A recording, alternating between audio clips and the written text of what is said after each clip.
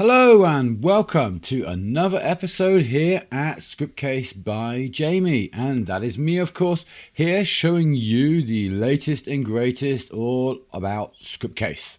And well, that's what the channel is about, Scriptcase, where we show you how, or I show you, should I say, how you can develop applications, business platforms, or even web platforms within the Scriptcase development environment.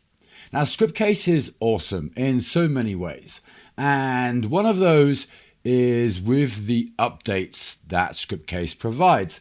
And of course, we've just recently had an update, which, as you see on my screen here, is the 9.9.015. And if I click that link now, well, today, at long last, I don't know exactly what day that was live or available via that link, but it is there now, and you can check that out and see what has been added or updated within Scriptcase recently. And that is, of course, the latest update that is available for Scriptcase. Now, something that you may not be aware of on the scriptcase.net website is that, first of all, whenever there is a new update, they are typically added up here in the bar, and sometimes on release that link may not work as it recently did not.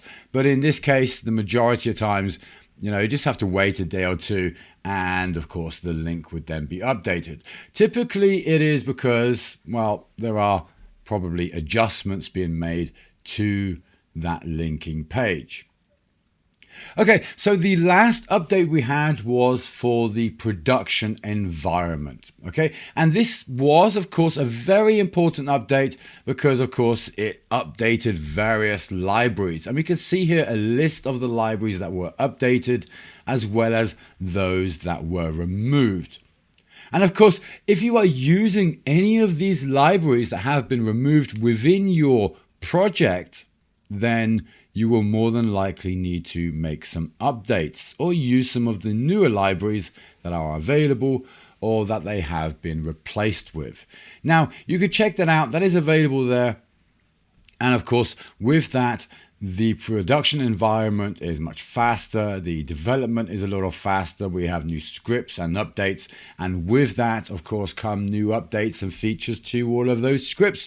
And within time, they are then also implemented within Scriptcase. Now, what I actually wanted to show you here today was not really the update page there, but because we are talking about updates today, I wanted to cover some of the other pages or options that we have available here. So checking out the menu here, we have what's new, okay? And that will take us at the moment here to this timeline page. And here within this page, we can then see a release timeline or a tree view of when each of the previous updates were released. And within many of these options, we have videos there attached, so we can actually check out the videos and, of course, see what some of those new features are. There are also examples which you can view and check out, as well as, replicate or copy within your own projects, and of course, learn from. Now, when there are new APIs or changes within the framework or new macros, then there is also documentation available for those. And one of the previous updates we had was the 9.8 release, which changed the PHP version to 8.1. And this was, in fact, a very important update. So you may not be aware, but PHP 7.4, which is the typically used previous version of PHP within Scriptcase and many projects available online, will soon no longer be supported. Now, I don't know if that is the case by Scriptcase, but I imagine it would be, because if PHP do not support it no more, then why would anybody else? And that is typically the case. So it is quite important that you make this upgrade from the 9.7 release or a previous older release to the 9.8 release to ensure that you are up to the latest standards, your platform or your product is secured, and of course with that you can at least guarantee that. Now, since the 9.8 release, we have had quite a few updates. There's 9.9 there and 9.9.018. Now, if we look at the changelog, which is also available there in the menu, we have a nice list of all of the improvements made over the last weeks, months, or even years. And here we can actually see a complete list of what was happening or what has been updated. So if I come back here to the 9.9.008, which was when we had our last major update, and we had quite a few additions here. And of course, if I check then also the following months, we have further additions being added, a few improvements, and of course, a nice long list of fixes. Now, typically this happens, of course, when there are a lot of changes within the platform. So if I scroll all the way up here, we have the 9.9.016 and the 9.9.015. And where we had the update was the 9.9.014. So this is where we had the production environment just updated. And since then, since May 22nd, when that was released, we already have 2 updates. So one in July and one in August. So you can already see that within like every 2 months, we have updates and fixes applied to the Scriptcase environment. Now, in the majority of cases, you wouldn't actually notice some of these errors. Okay, it can happen, and in some cases you will have workarounds that you will be able to apply, and in other cases it may not be the best time to update. Now, typically when there is an update like this one, the 9.9.014, and we have a major update to our environment, whether that be the production or the development, maybe you want to wait those 2 months. So in reality, the update was released in May, and then here in July is when you would really want to update. Okay, so you can hang on a month or 2, and of course it does not hurt in any shape or form to hang on a little while and get all of these updates that have been applied because of the production environment. Of course, note that there have been a load of script changes. A major update, that's what this is. It is in fact a major update, okay? And with the new production environment, if you haven't seen it, well, it is a massive difference. There is a massive difference there, okay? The production environment looks much better. It handles much better. It automatically sends you your forgotten passwords if you forgot it. It has also the capture now included and more. Okay, so it is definitely worth checking out. And if you haven't seen some of the features that are available there, where you can actually have one production environment to manage all of your development environments, then that is something that you will want to check out, because that is a video I did recently, and it is definitely super interesting, and it's not something we have done over on the Scriptcase channel, or should I say I haven't done that, not in the years that I have been creating the videos there for Scriptcase.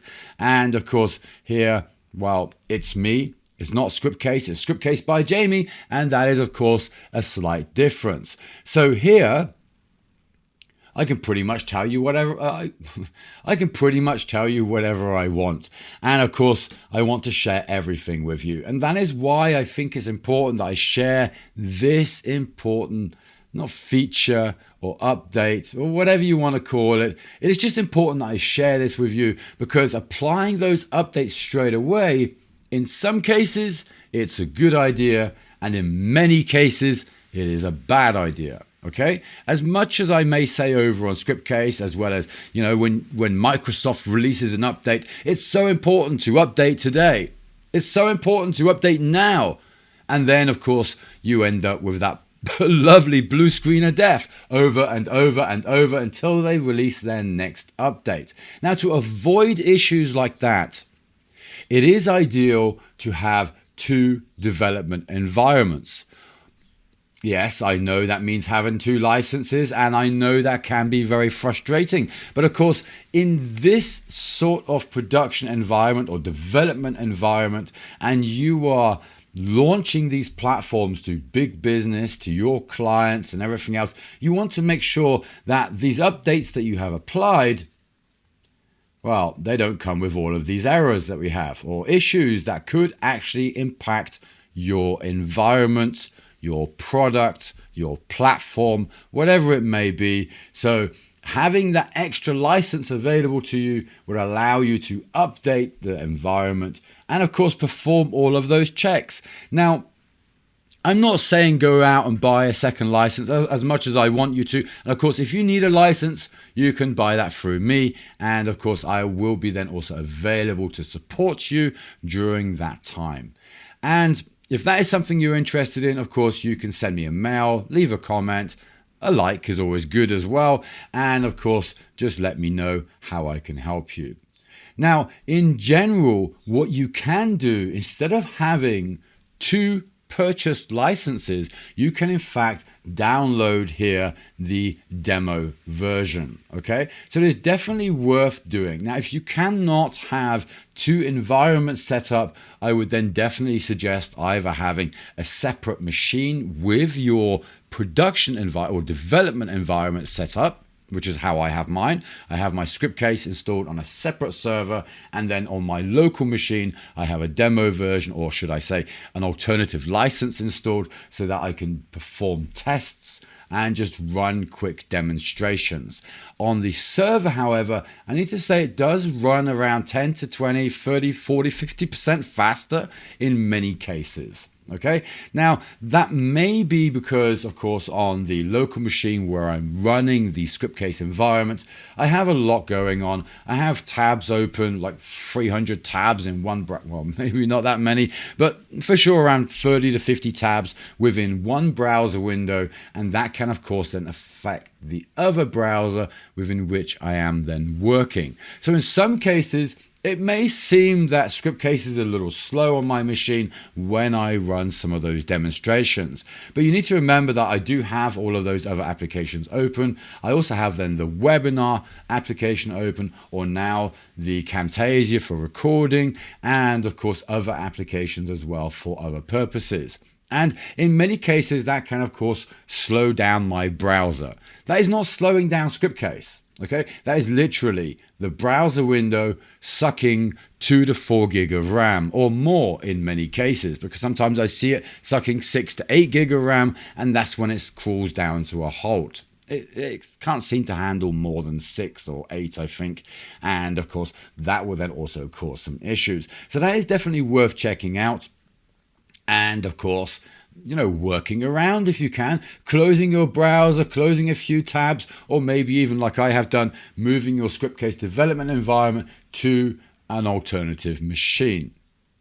Now, before we finish up today, because yes, it is just a short video today, I just want to go through here the changelog again and just highlight the fact that Scriptcase does provide nearly bi-monthly updates. As we see here, May, there are 2 updates in May, 3 updates in April. See, so from version 2.10, there was a new option added. There were a load of fixes, and then if we go here to the 11th, the chat API, WhatsApp API was removed as it was discontinued. Some further fixes, and then in April we had some further options added as well as some minor fixes. Okay, so it's definitely worth checking out here the changelog page to find out what's been happening with Scriptcase, what new updates are available, whether they will impact your project. Okay, but so you may need to do a little research there, and in some cases it just means firing up that project of yours, giving it a run through and seeing if you have any errors that are now being generated anywhere. And if that is the case, then that is why having a second version of Scriptcase installed for those major updates that could actually impact you. Try them out, import your project, and just make sure that before you update your development environment, that you then also have everything working as you would expect.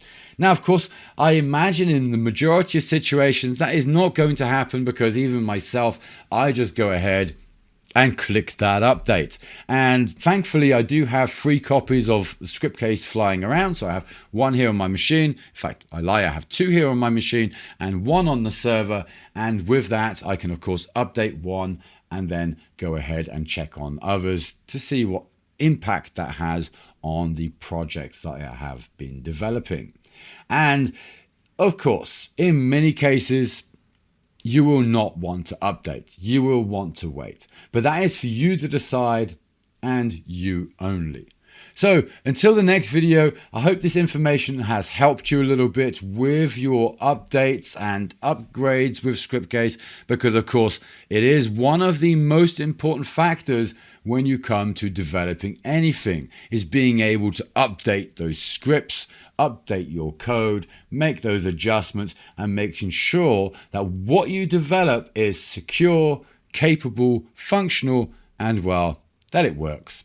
And with that, I hope you have enjoyed today's video, and until the next time, have a great one. And don't forget to push that subscription button, hit that like button if you like this video or it have helped you in any shape or form within any of the other videos or on this channel, then please hit that like button so that I know you like this content, and of course it will motivate me to create more, of course. Otherwise, of course, well, who knows, maybe there should also be a dislike button, which I believe there is also the dislike. So if you don't like the content, hit that dislike and I'll stop right away. Yeah, all right. Okay, till the next video, I hope you've enjoyed this one and have a good day, guys.